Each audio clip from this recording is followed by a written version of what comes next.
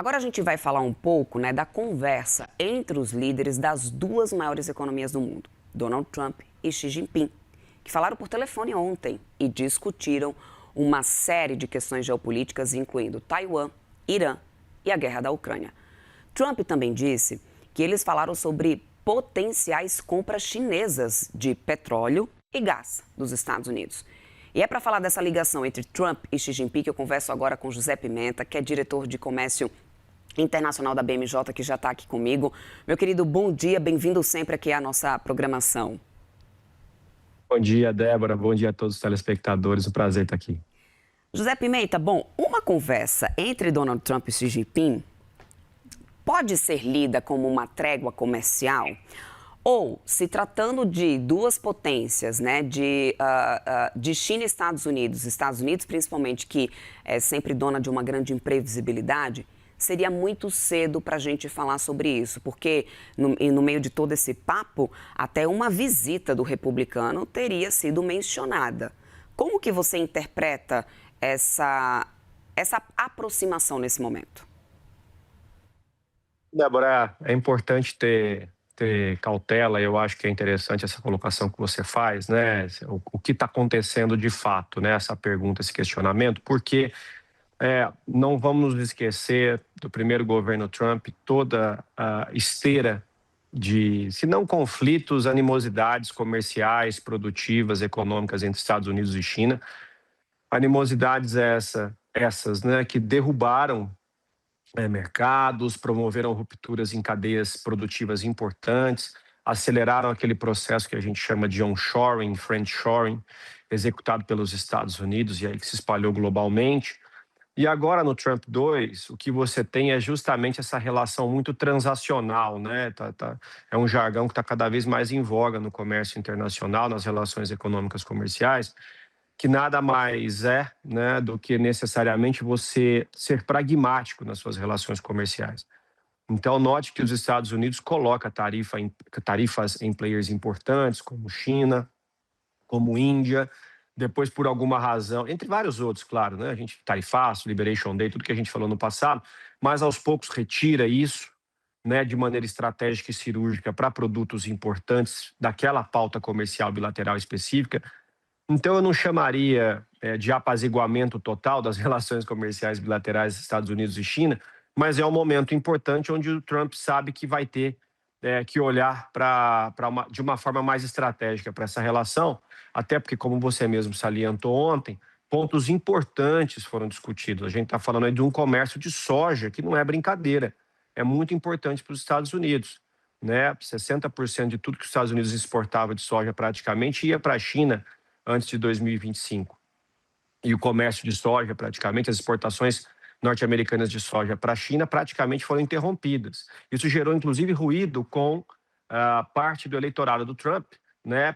Estados do meio oeste, produtores de soja, produtores agrícolas, que tinham na China um porto seguro. Petróleo também, os Estados Unidos não é um fornecedor grande de petróleo, para a China, entre vários outros pontos. Então, de novo, não é apaziguamento total, mas uma trégua específica, uma trégua estratégica, sim, Débora. Agora, o que me chamou a atenção é que nessa mesma conversa não foram só questões comerciais, né, que foram discutidas. Temas como Ucrânia, Irã, Taiwan também foram discutidas nessa ligação.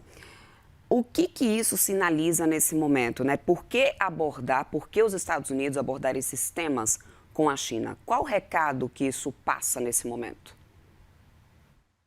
É aquele recado que a gente já vinha vendo, né, no ano passado, onde você tem cada vez mais uma inter-relação, uma relação muito forte, um embrincamento entre comércio internacional e geopolítica internacional, né? No jargão se chama de geoeconomia das relações internacionais. Então, o que o Trump tem feito é procurado pautas específicas, conversado com players específicos, aí sim, né, em relação a essas pautas, e chamado para a mesa de negociação aqueles players, aqueles stakeholders que, de alguma forma, na visão dele, têm algum tipo de atuação sobre o tema. Com a China não é diferente, são as duas maiores economias globais. Então, quando você olha para cada um desses temas que foram tratados ontem, Taiwan, Irã, né, a própria questão da Ucrânia, se você colocar isso, né, de maneira cartesiana, vamos dizer assim, né, duas tabelas, você vai ver que ambos países vão ter, tanto China quanto Estados Unidos, visões opostas, né, ou de alguma forma posições opostas em relação a cada um dos temas. Enquanto a China defende uma só China, Estados Unidos de alguma forma incentiva ali, né, de alguma forma a autonomia de Taiwan.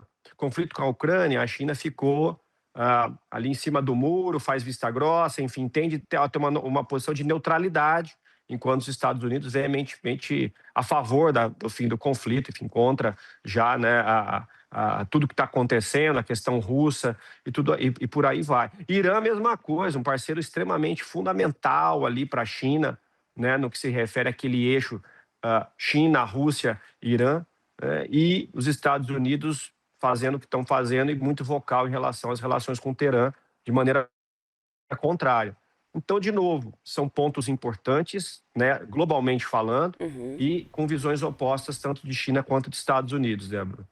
Qual que pode ser o saldo dessa conversa de Trump com a China para o Brasil? Eu te pergunto isso, José Pimenta, porque o Brasil, obviamente, acabou surfando uma onda aí positiva, principalmente no agro, na soja, inclusive, com a China passando a comprar mais aqui do Brasil do que, né, substituindo literalmente, isso acabou sendo de alguma forma positiva.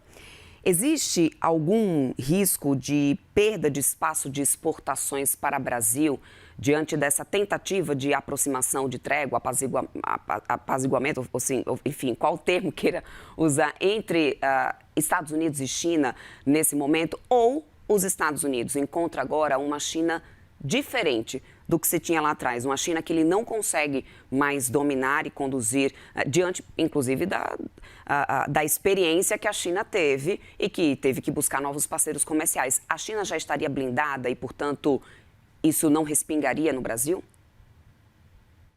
Débora, isso é importante dizer. A diversificação comercial que foi derivada aí da questão toda da política tarifária do Trump, ela não se deu só com a China, em relação à China, se deu com vários players também. Então, obviamente que isso está sendo analisado pela Casa Branca em termos de capital político, capital econômico, até que ponto a Casa Branca pode, né, forçar algum tipo de situação, algum tipo de barganha, comercialmente falando. Então, acho que isso aí não aconteceu só com a China, aconteceu com vários players, inclusive com o Brasil, de certa forma, que procurou diversificar seus mercados. Isso não quer dizer maior rentabilidade para alguns produtos, obviamente, mas pelo menos diversificar alguns mercados tendo em vista o tarifaço. Esse é um ponto. Segundo ponto é o seguinte, risco para o Brasil. Sim, apresenta risco porque nós somos concorrentes diretos, né? Obviamente que o produto brasileiro, não só a soja, como outros produtos também, tem uma complementariedade produtiva muito forte na China. Em termos de potencial energético, em termos, enfim, de cadeia de agro, nós somos concorrentes diretos com os Estados Unidos, né? Então, nós concorremos diretamente por vários mercados, globalmente falando. E a China é um deles. Então, sempre que você tem, de alguma forma, a possibilidade de uma maior compra, e já há um compromisso da China em relação a comprar mais soja dos Estados Unidos para esse ano, né? Isso aconteceu no finalzinho do ano passado, e esse ano isso deve ser, de alguma forma, implementado, não à toa que eles estão se falando, inclusive haverá uma visita, né? Ao que tudo indica, muito cedo para falar ainda, mas ao que tudo indica.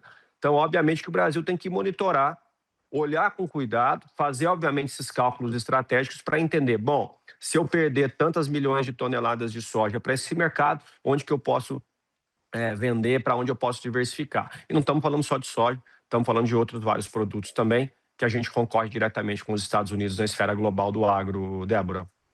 Bom, países emergentes como o Brasil, nessa situação, então, acabam, nessa situação de tentativa de reaproximação dos Estados Unidos ou de trégua, países emergentes, eles acabam pesando mais as operações. Eu quero dizer assim, isso é pior para os países emergentes. O Brasil acaba estando ali um pouco blindado, como você explica para a gente. Mas e os outros, né? Os nossos pares? Ou seja, como que fica a situação dos emergentes diante dessa tentativa de trégua das duas maiores potências globais? Olhando com uma lupa, né, tirando um pouquinho, vamos tirar um pouco a lupa, olhar de uma maneira mais ampla. Previsibilidade no comércio internacional é sempre importante. Quando você tem dois grandes players que equivalem, que correspondem a quase 40% do comércio global e da economia global, sempre que há né, de alguma forma, maior previsibilidade nessas relações, obviamente que o mundo vai se beneficiar disso. Previsibilidade em termos de embarques, de contratos, de planejamento econômico, planejamento financeiro das empresas, indo bem no micro aí, né? E produtivo, obviamente. Então, é importante colher as oportunidades advindas, né, do que aconteceu no ano passado, e essa política comercial, essa política tarifária de Trump, ela deve continuar dessa forma transacional. E o mundo vive um período de expansão seletiva do comércio internacional, com acordos específicos. Foi anunciado, por exemplo, a título de ilustração, o acordo não só Mercosul-União Europeia, como União Europeia-Índia também na semana passada, né, nas semanas 2 semanas atrás. Esses 2 grandes acordos sacudiram aí o mundo do comércio internacional. Então é importante ter isso em mente, né? Então o benefício ele vem de maneira geral, mas claro que as oportunidades, tudo isso que acontece, que tem acontecido, é importante ficar de olho para entender os próximos movimentos e como a gente pode não só se beneficiar, mas se proteger também de eventuais quebras de mercado, rupturas e por aí vai. Isso acontece só com a China? Não. Acontece com todos os grandes parceiros comerciais, né, e que fazem parte do mundo do comércio internacional, exportadores e importadores. Meu querido, quero muito agradecer sua participação, sempre ótimas análises aqui com a gente. Conversamos agora com José Pimenta, diretor de Comércio Internacional da BMJ Consultores. Uma boa quinta-feira para você, bom restinho aí de semana, até uma próxima. Para nós, Débora, um abraço, até a próxima. Até mais.